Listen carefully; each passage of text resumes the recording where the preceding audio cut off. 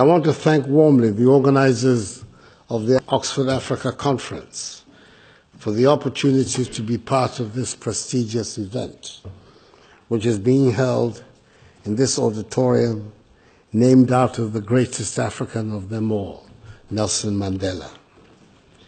Since by the generosity of the Ghanaian people and with the blessing of Almighty God, I assumed the high office of President of the Republic of Ghana some 16 months ago, I've been privileged to address audiences in the three most renowned institutions of higher learning in Britain. First, at Cambridge University in November 2017, last year.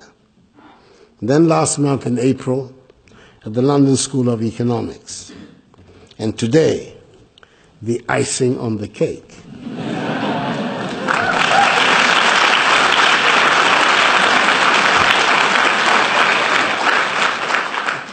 At Oxford, arguably the greatest center of learning in the world. I'm indeed honored and very pleased to be back here again. I know we complain about the rest of the world treating Africa as though it was one monolithic country, instead of a continent of 54 sovereign nations.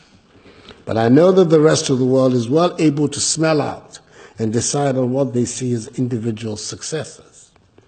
Let me give you an example close to home. For most of you in the audience today, it is probably before your time. But in the late 1970s and up to the mid-1980s, as a result of the discovery of considerable petroleum deposits and resources, Nigeria was booming. It was the place to be.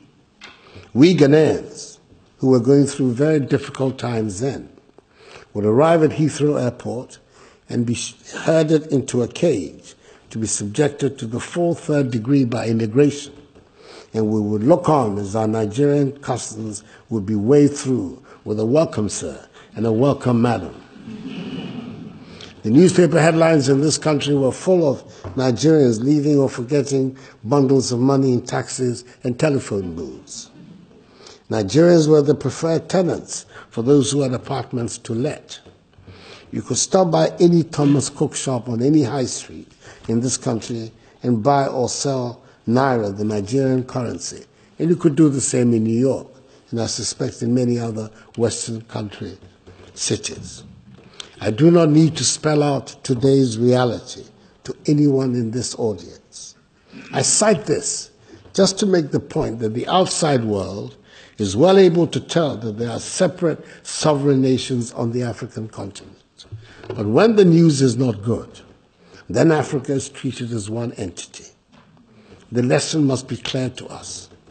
If there's an Ebola outbreak in 3 West African countries, all Africans are potential carriers. If a grenade is thrown in a market in Mombasa, a travel alert will be issued to potential travelers to all Eastern and Central African countries. During the period I referred to when Nigerians were being welcomed with open arms into this country, there was a lot of instability on the African continent. And Nigeria herself did not have a democratic government, apart from a 5-year interim. Ladies and gentlemen, we have to develop Africa and get known for prosperity and opportunities, rather than poverty and despair. Respect will follow without our asking for it. The problem we have, and this would apply to most countries on the continent, is that we have already lost so much time that we cannot afford a slow period of growth. We have a dynamic, restless young population who demand and deserve the best in the world. They are not in the mood to wait for the dividends from a slow progression, as the trek across the Sahara vividly illustrates. It has become obvious to us that if we continue along the same path that we have pursued since independence, we're not likely to achieve the rapid development that we need, which is the only way we can generate jobs for our young people and hope for the future. Our continent of Africa is endowed with immense natural resources. We have every mineral that mankind lusts after, and which is required to run a modern economy. Our continent is in possession of 30% of the Earth's remaining mineral resources.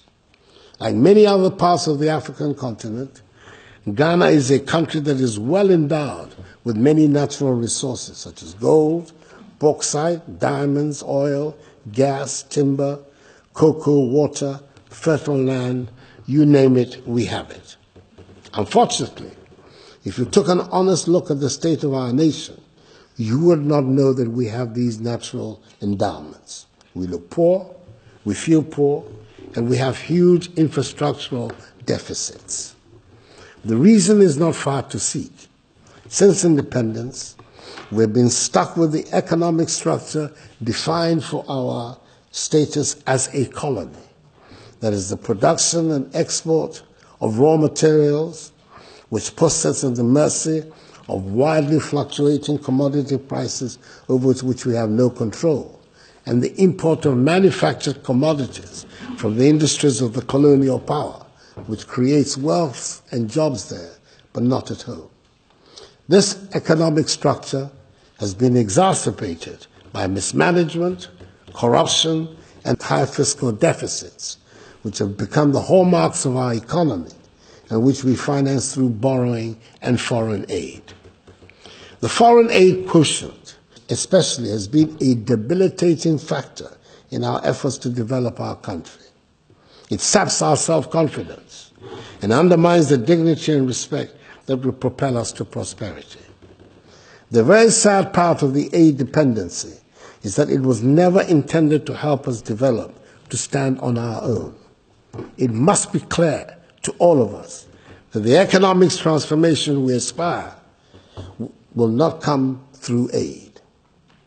60 years is a long time to have been trying something, and I believe it is time to accept that aid will not take us to the status of a developed nation. It is also obvious that many of those who have been giving aid no longer do so with any enthusiasm.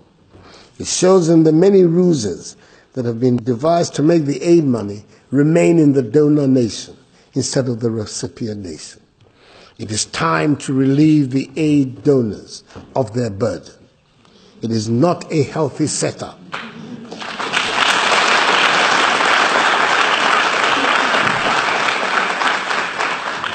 It is not a healthy setup. It is bad for both the giver and the receiver. 60 years after independence, we should embrace and move to a Ghana beyond aid, indeed an Africa beyond aid. It bears repeating that I'm not disclaiming aid, nor am I looking a gift horse in the mouth. I certainly do not want to embark on any ideological path to inflict poverty on us. I will not sing to a refrain of "I am poor and proud." There's no pride or dignity in poverty. There's no dignity in having hungry children or mothers dying in childbirth. And there's no dignity in drinking dirty or polluted water. I mention these in particular because they happen to be the sectors usually populated by the aid agencies and NGOs. Ladies and gentlemen, I suggest that no self-respecting nation should abdicate these sectors to aid agencies or NGOs. We should set our minds to a deliberate qualitative change in all aspects of our lives, especially in the structure of our economy, the nature of our infrastructure, the education of our young people, and acquisition of skills. It is time to abandon the economic structure that was designed to serve us when we were a colony. We must add value to the many commodities that we export.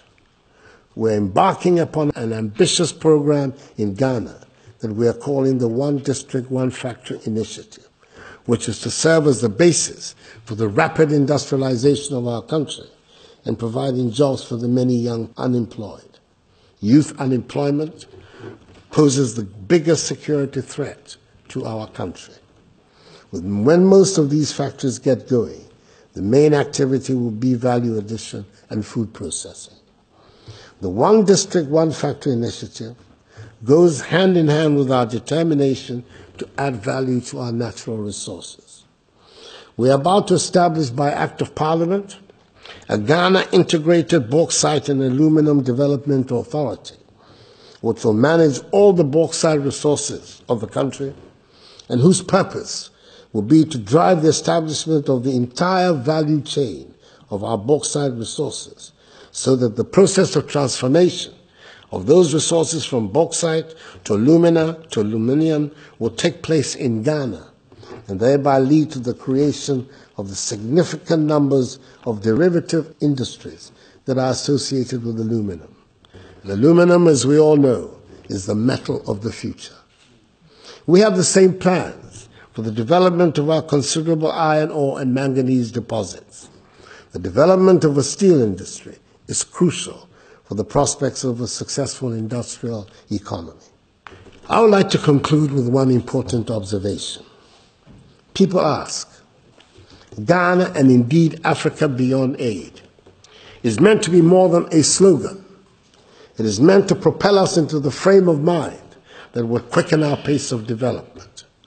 It is meant to change our mindset from one of dependency and living on handouts to one of achieving our destiny.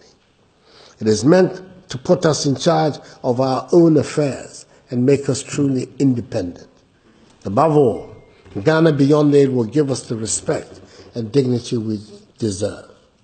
If I have touched a few hearts among you today to make you start thinking of Africa in a new light, then maybe there's some hope yet for rhetoric. I thank you all for your attention.